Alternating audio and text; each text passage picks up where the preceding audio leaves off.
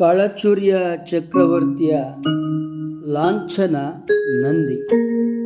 ಅವರು ಶಿವನ ಭಕ್ತರು. ನಂದಿ ಶಿವನ ವಾಹನ. ಭಾರತದಾದ್ಯಂತ ಎಲ್ಲೆಲ್ಲಿ ಶಿವಾಲಯಗಳು ನಿರ್ಮಾಣವಾಗಿವೆ ಅಲ್ಲೆಲ್ಲ ವಿಶೇಷವಾಗಿ ನಂದಿಯ ಸ್ಥಾಪನೆ ಮಾಡಲಾಗಿರುತ್ತದೆ. ಗರ್ಭಗುಡಿಯಲ್ಲಿ ಶಿವನನ್ನು ಸ್ಥಾಪಿಸಲಾಗಿದ್ದರೆ, ಲಿಂಗ ರೂಪದಲ್ಲಿ ಗರ್ಭಗುಡಿಯಲ್ಲಿ ಶಿವನಿದ್ದರೆ, ಆ ಶಿವಲಿಂಗದ ಮುಂದೆ ವೆರಾಂಡದಲ್ಲಿ ನಂದಿಯನ್ನು ಸ್ಥಾಪಿಸಲಾಗಿರುತ್ತದೆ. ನಂದಿಯ ಆಳೆತ್ತರದ ಮೂರ್ತಿ, ಕೆತ್ತನೆ, ಶಿಲ್ಪ, ಕಲಾ ಕೌಶಲ್ಯ ಅಮೋಘವಾದುದು.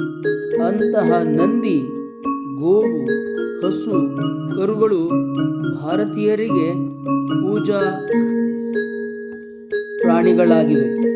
ಈ ಗೋವುಗಳನ್ನು ಭಾರತೀಯರು, ವಿಶೇಷವಾಗಿ ರೈತರು ಪ್ರೀತಿ, ಗೌರವ, ಭಕ್ತಿಯಿಂದ ಆರಾಧಿಸುತ್ತಾರೆ, ಪೂಜಿಸುತ್ತಾರೆ. ರೈತರ ಬೇಸಾಯಕ್ಕೆ ಹೆಗಲು ಕೊಟ್ಟು ನಿಂತವು ನಂದಿಗಳು, ಎತ್ತುಗಳು, ಹೋರಿಗಳು. ಮನುಷ್ಯ ಬೇಸಾಯ ಮಾಡಲಿಕ್ಕೆ ಬೇಕಾಗಿರುವ ಭೂಮಿಗೆ ಸಗಣಿ, ಗಂಜಳ, ಗೊಬ್ಬರವನ್ನು ಕೊಡುವುದು ಈ ಗೋವುಗಳು. ಆದ ಕಾರಣ ಗೋವುಗಳು ಕೊಡುವ ಹಾಲು, ಮೊಸರು, ಮಜ್ಜಿಗೆ, ಬೆಣ್ಣೆ, ತುಪ್ಪ ಮನುಷ್ಯನ ಭೋಜನವನ್ನು ಶ್ರೀಮಂತಗೊಳಿಸುತ್ತವೆ.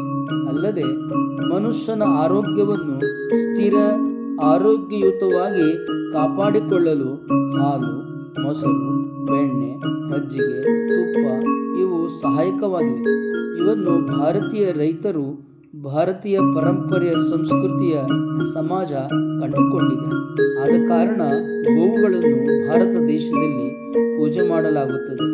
ಇಂಥ ಗೋವುಗಳನ್ನು ವಧೆ ಮಾಡುವ ಸಮಾಜ ಭಾರತದಲ್ಲಿ ಕಂಡಾಗ ಅವರ ವಿರುದ್ಧ ಹೋರಾಟ, ಚಳುವಳಿ, ಕ್ರಾಂತಿ ಇರುವುದು ಸಹಜ. ಈಗ ಗೋವುಗಳನ್ನು ಯಾರು ವಧೆ ಮಾಡುತ್ತಿದ್ದರೂ ಇನ್ನು ಮುಂದೆ ನಾವು ಗೋವಧೆಯನ್ನು ಮಾಡುವುದಿಲ್ಲ, ಗೋವುಗಳನ್ನು ನಾವು ತಿನ್ನುವುದಿಲ್ಲ ಎಂಬುದಾಗಿ ಪ್ರಧಾನಮಂತ್ರಿ ಮೋದಿ ಅವರಿಗೆ, ನರೇಂದ್ರ ಮೋದಿ ಅವರಿಗೆ ಮನವಿಯನ್ನು ಕೊಡಬೇಕು ಎಂಬುದಾಗಿ ಭಾರತದಾದ್ಯಂತ ಆ ಸಮಾಜ ನಿರ್ಣಯ ಮಾಡಿದೆ. ಇದು ಭಾರತೀಯರಿಗೆ ಒಂದು ಸಂತೋಷದ, ಆಶಾದಾಯಕವಾದ, ಸಂಭ್ರಮವಾದ ವಿಚಾರವಾಗಿದೆ. ಇಂತಹ ಗೋವುಗಳು ರೈತರಿಗೆ, ಸಮಾಜಕ್ಕೆ, ಜನರಿಗೆ ಬಹಳ ಉಪಯೋಗಕಾರಿಯಾಗಿದ್ದಾವೆ. ಇಂಥ ಗೋವುಗಳನ್ನು ಕೇವಲ ಪೂಜೆಗಾಗಿ ಪೂಜೆ, ಶಿವನ ವಾಹನ ಎಂಬುದಾಗಿ ಪೂಜೆ ಮಾಡುತ್ತಿಲ್ಲ. ಗೋವುಗಳು ಕೊಡುವ ಸಗಣಿ ನಾವು ವಿಭೂತಿಯಾಗಿ ಹಣೆಯ ಮೇಲೆ ಧರಿಸಿಕೊಳ್ಳುತ್ತೇವೆ. ಅದೇ ರೀತಿಯಾಗಿ ಹಾಲು, ಮೊಸರು, ಬೆಣ್ಣೆ, ಮಜ್ಜಿಗೆ, ತುಪ್ಪ ನಮಗೆ ನಿತ್ಯ ಅಡಿಗೆಯನ್ನು ಸಂಭ್ರಮಗೊಳಿಸುತ್ತವೆ.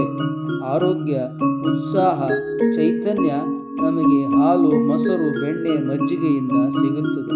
ಉಳಿವೆಯಲ್ಲಿಯೂ ಕೂಡ ನಂದಿಯನ್ನೇ ಪೂಜಿಸಲಾಗುತ್ತದೆ.